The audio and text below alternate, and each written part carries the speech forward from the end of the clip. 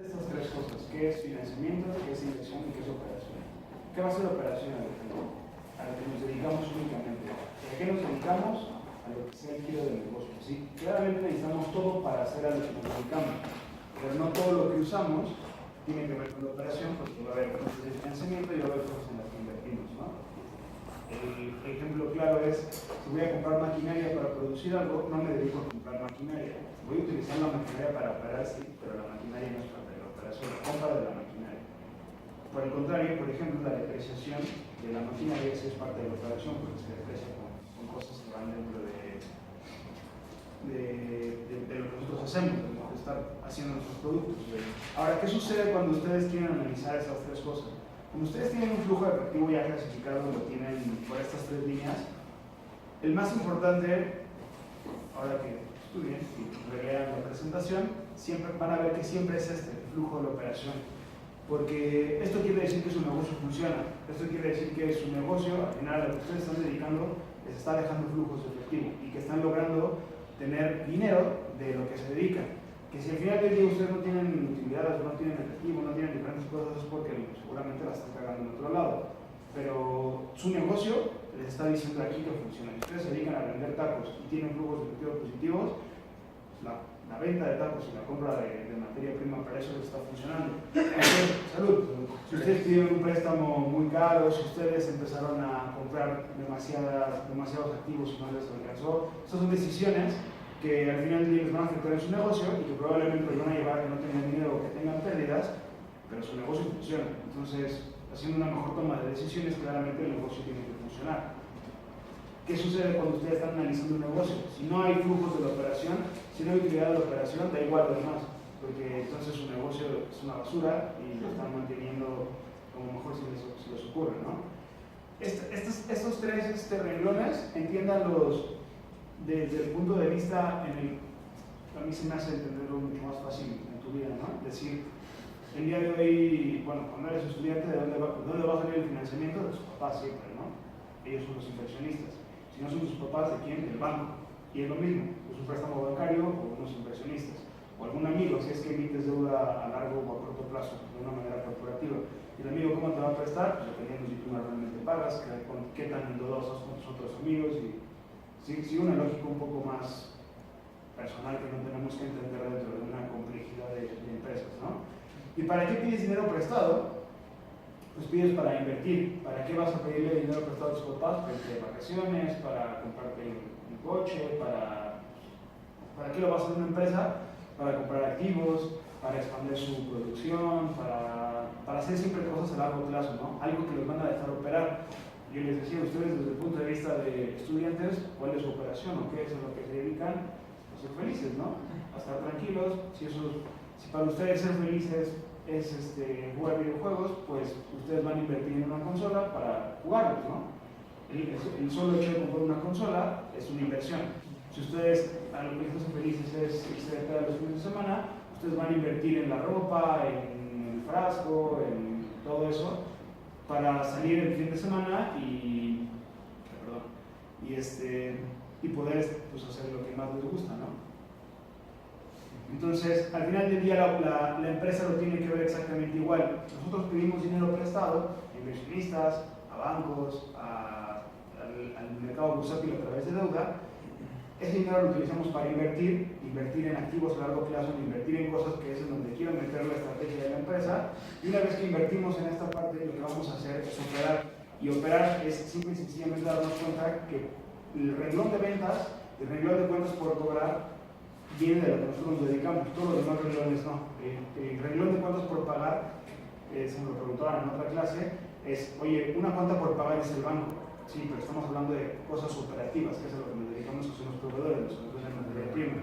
Si le quedamos de ver a alguien que nos vendió a crédito, a lo mejor el equipo de reparto, el equipo de transporte, sí, para hacer reparto, habíamos hablado que eso varía, la información financiera varía dependiendo de qué tan importante puede llegar a ser eso para la empresa o no. Más o menos vamos por ahí cómo se analiza esto. Sí. ¿Sí, Alejandro? Sí. Javier. Ahora, cuando ustedes están haciendo el método indirecto, bueno, lo más fácil, creo, desde mi punto de vista, es primero entender a la perfección Aunque está muy fácil, es lo que les da la pauta para hacer el siguiente, ¿no? Cuando ustedes están haciendo su propio changarro, su propio negocio, sus propios planes, ¿ustedes qué van a hacer? Ustedes saben de dónde van a recibir dinero y de dónde va a salir dinero, ¿no? Volviendo al ejemplo claro de sus vidas, pues ustedes, pues nadie les va a pagar por ser felices, ¿no? En este momento.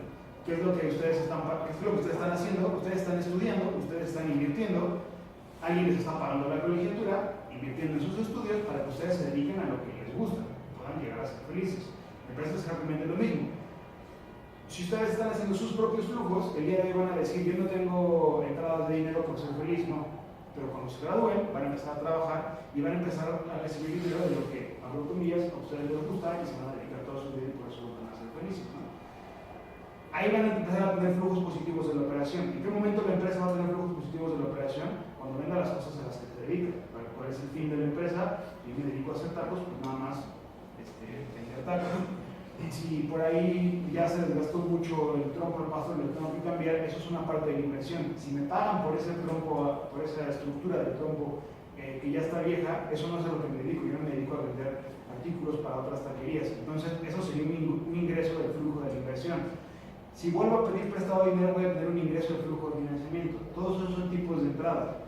Y cuando ustedes hacen el método directo, lo único que hacen es clasificarlo. ¿Qué es operación, qué es inversión y qué es financiamiento? ¿Cuándo va a haber salidas? Cuando yo le pago a la gente que me prestó dinero, cuando yo compro cosas y cuando yo le pago a los proveedores o toda la gente que me da materia prima directa para poder operar. En este caso también la mano de obra directa, ¿no? Hablamos de los empleados, de la gente que está literal en el negocio, la nómina, viene como una parte del flujo de la operación. Ahora, ¿cómo se va a hacer el método indirecto?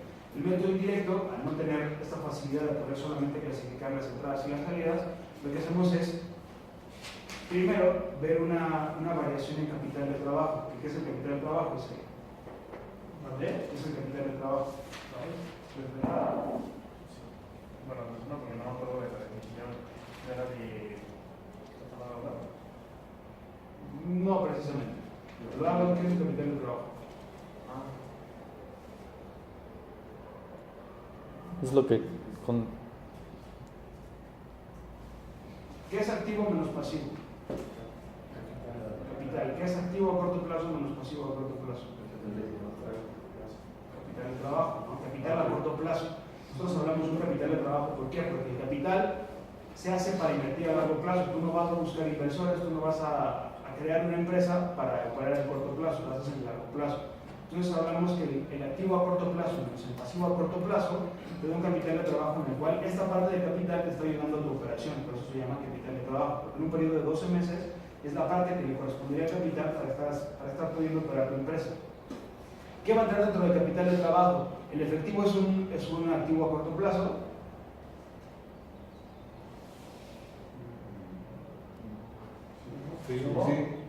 Sí, es, ¿no? Pero ustedes van a buscar ustedes lo que están buscando es el flujo efectivo. ¿Qué nos va a ayudar con este primer renglón en el flujo efectivo? Que si yo tengo el año 1, 51,000 y el año 2, 110,000, ¿cuánto es la resta, Gustavo? 50. Buenos días. 59. ¿Cuánto es la resta de 110,000 menos 51? 59. 59,000. ¿Qué quiere decir? Que si ustedes hacen el flujo de efectivo, ustedes van a empezar con un saldo inicial de 51,000, después de que clasifiquen operación, inversión y financiamiento, les tiene que dar el flujo de 59,000 positivos para terminar el año con 110,000. Entonces, este primer renglón les está dando la comprobación de que lo que están haciendo lo hicieron bien. ¿Sí? ¿Sí, Saí? Sí. Otra vez. ¿Puedo repetirlo otra vez? Es solamente una forma de clasificar todos los cambios del capital de trabajo que estamos viendo para saber qué es operación, qué es inversión y qué es financiamiento. Yendo a la pregunta que me hacían Javier y Alejandro, eso es lo que lo analizas de esa forma para saber qué se está haciendo desde la operación y qué se está invirtiendo y cuáles son las fuentes de financiamiento o qué tanto se está invirtiendo en el financiamiento. Piénsalo también desde el punto de vista si alguien les pide dinero a ustedes. ¿Prestarían dinero a alguien? Si llega uno de sus amigos que no trabaja y me dice préstame 50,000 pesos, ¿los prestarían? Probablemente no. Si ustedes tienen un amigo que gana 70,000 pesos al mes y dice préstame 10,000, probablemente le va a alcanzar para pagarme, ¿no? Porque Por otro lado, si ustedes saben que su amigo de 50,000 pesos tiene un papá pudiente y que le deposita 100,000 cada mes, probablemente lo van a prestar. Si su amigo que gana 70,000 al mes resulta que está endeudado con todas las tarjetas de crédito, se lo pidió para pagar la colegiatura de sus hijos y está hasta el cuello de 1,000 madres, pues les van a decir no. Entonces tienen que hacer un análisis dentro de estos 3 renglones para saber a qué se dedica, en qué está gastando su dinero, en qué está invirtiendo, a quién le está pagando, a quién le está debiendo, para poder pues, tomar decisiones respecto de eso. ¿Cómo es cada uno de esos? Para no revisar caso por caso, porque igual yo les puedo poner algo que no viene aquí y me van a decir, pues nunca lo vi. ¿Se acuerdan de cuando yo les dije, cuando sube el activo, algo le pasa al efectivo? Cuando baja el activo, algo le pasa al efectivo. ¿Ahí lo tienes, Eduardo? ¿Qué dice? En el activo, cuando sube, baja. ¿Por qué? Porque el efectivo es un activo, ¿no? Entonces quiere decir que te estás yendo de un activo a otro activo. Entonces, si un activo está subiendo, te está impactando directamente en tu efectivo que es activo. Entonces, si un activo sube, si ustedes ven que la variación de un activo es positiva, forzosamente se va a tener que restar del efectivo. Si un pasivo aumenta, quiere decir que no lo están pagando. Entonces, quiere decir que el efectivo también se va a aumentar, ¿no? Y lo otro es lo contrario. Si baja un activo, va a subir el efectivo. Si baja un pasivo, va a bajar el efectivo. La forma más fácil de entender esta regla es empezando por qué pasa cuando baja un pasivo. Si yo le debo dinero a alguien, ¿cuál es la única forma de que baje la deuda? Pagándola, ¿no? ¿Y qué significa que le voy a pagar? Que le voy a dar dinero. Eso quiere decir que baja el efectivo. Eso que para mí se me hace como lo más lógico de entender, ahí puedes empezar a armar las otras, ¿no? Baja pasivo, baja efectivo, entonces ya es sube el pasivo, el contrario, ¿no? Va a subir el efectivo, y los activos son al revés, cuando sube el activo, baja el efectivo, cuando baja el activo, sube el efectivo. Bueno, pero todos se usan. No todos. Ahora, es lo siguiente, lo que estábamos haciendo hace ratito. Solamente vamos a utilizar los cambios en capital de trabajo.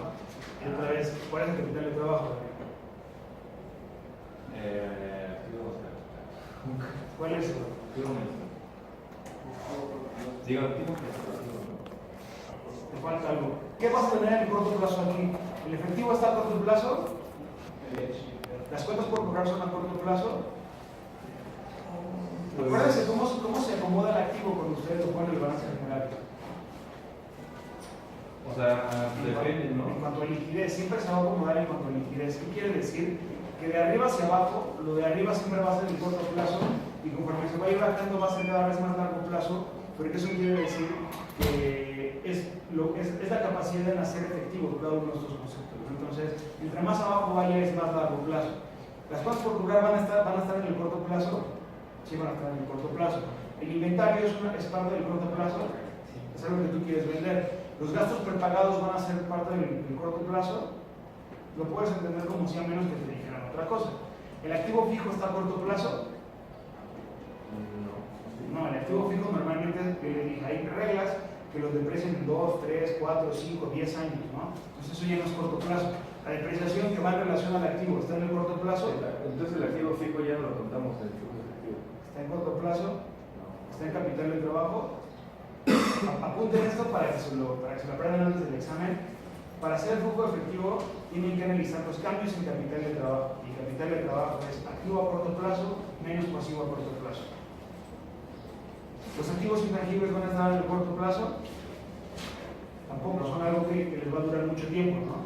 Entonces solamente vamos a ver estas cosas que tienen que ver con el corto plazo para poder clasificarlas. Las cosas por cobrar tienen que ver con la operación. Sí. Los inventarios tienen que ver con la operación. Los gastos prepagados.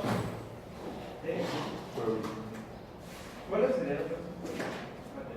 ¿Cuál podría ser un gasto prepagado? Un seguro de un año. Sí. Judicial para un año, cosas así. Los provisionados, ¿qué son? Ahora vamos al pasivo. En el pasivo, ¿qué vamos a poner aquí? En el capital de trabajo, en este caso, en la parte de pasivo, vamos a considerar prácticamente todo lo que está en pasivo. Aquí sí, aunque diga largo plazo, la deuda a largo plazo, como viene una parte de financiamiento, en este caso sí viene a largo plazo. Aquí las cuentas por pagar vienen a corto plazo. Sí. Los gastos provisionados, ¿qué van a hacer? Cuando tú terminas por ejemplo,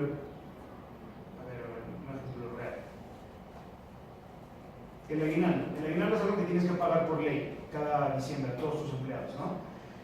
¿Qué sucede si tú pagas todo en diciembre? Resulta que tienes que sacar un montón de dinero en diciembre y probablemente tengas problemas de flujo efectivo o tengas que reconocer un gasto muy importante que te va a afectar en tu estado de resultados.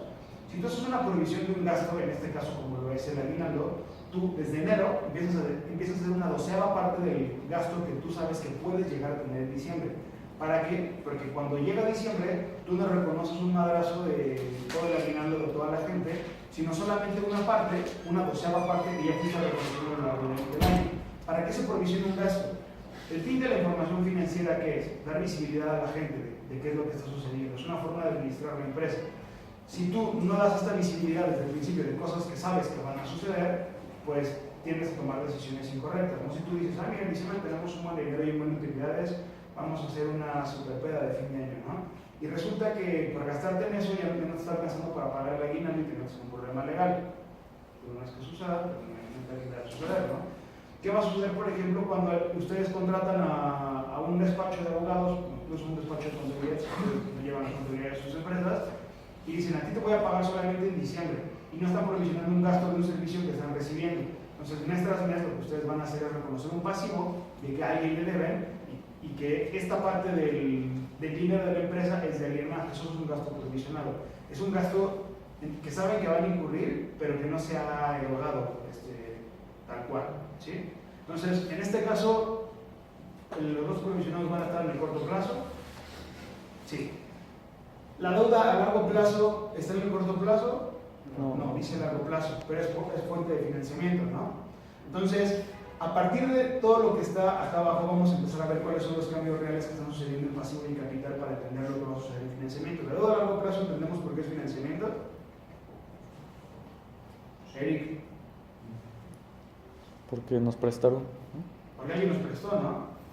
¿Y qué nos va a prestar? Pues, dinero. Estamos hablando de negocios, es dinero, ¿no? Si no, tampoco es a largo plazo, ¿no? También despierta. Bueno, entonces tenemos aquí una fuente de financiamiento, ¿no? ¿Qué quiere decir que la deuda a largo plazo se incremente de 0 a 30,000? Quiere decir que le pedimos prestado dinero a alguien por 30,000. ¿Eso qué es?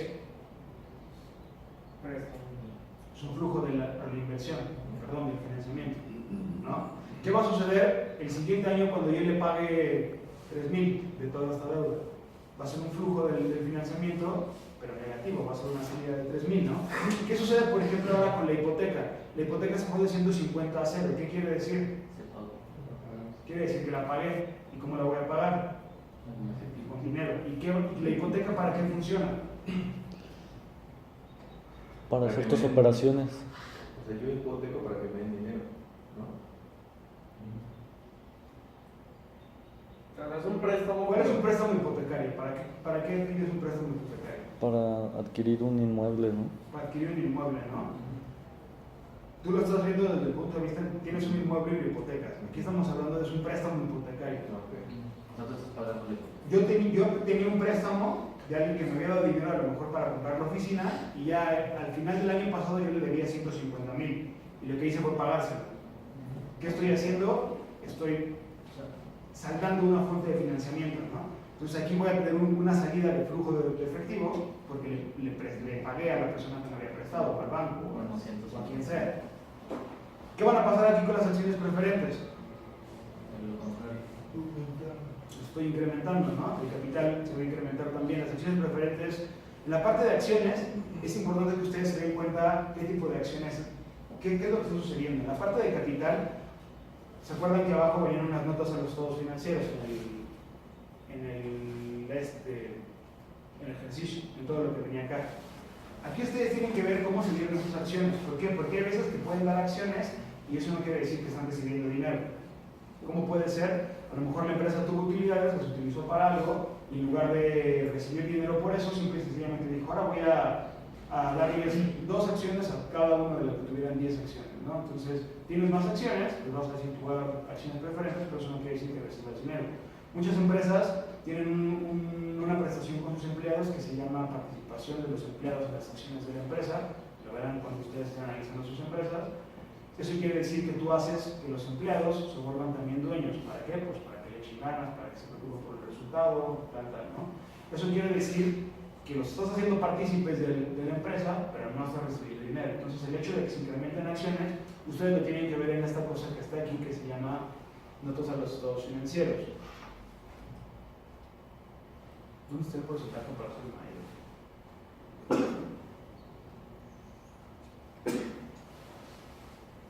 Que en este caso es la parte de acá, ¿no?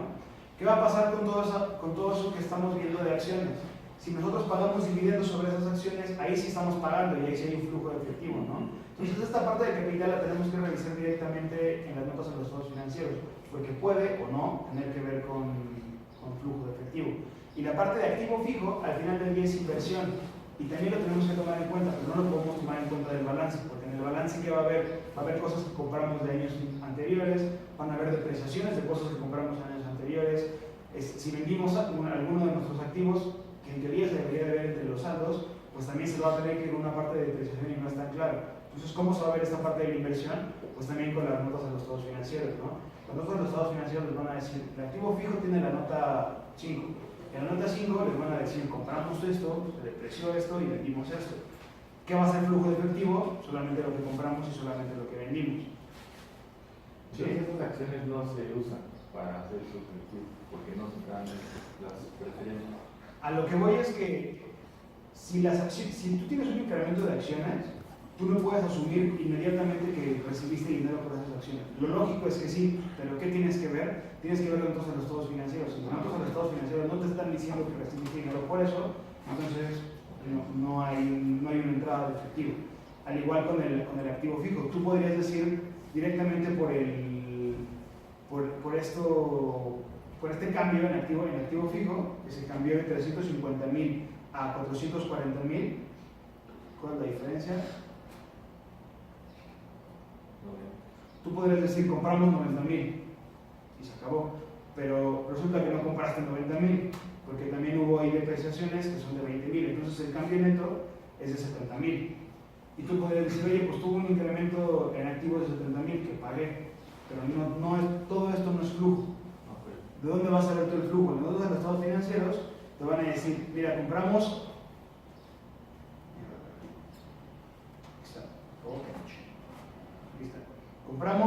equipo por 70,000.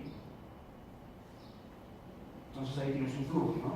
Sí compraste 70,000, pero además también metiste equipo por 7,000. Entonces, dentro de las depreciaciones, dentro de tus adquisiciones, dentro de todo lo que sucedió, el flujo neto de los activos, ¿cuánto va a ser? 63. Porque después de esto, aquí no te están diciendo, los compraste el 1 de enero, los compraste el 31 de diciembre, los compraste el 30 de junio, y esto también se deprecia una parte en el año. Entonces, ya estás afectando el saldo de los activos fijos y el saldo de las depreciaciones. No lo puedes sacar tal cual del balance. O sea, igual el activo fijo, si no te dicen nada, no lo usas. Si te dicen si compraron, Si te dicen compramos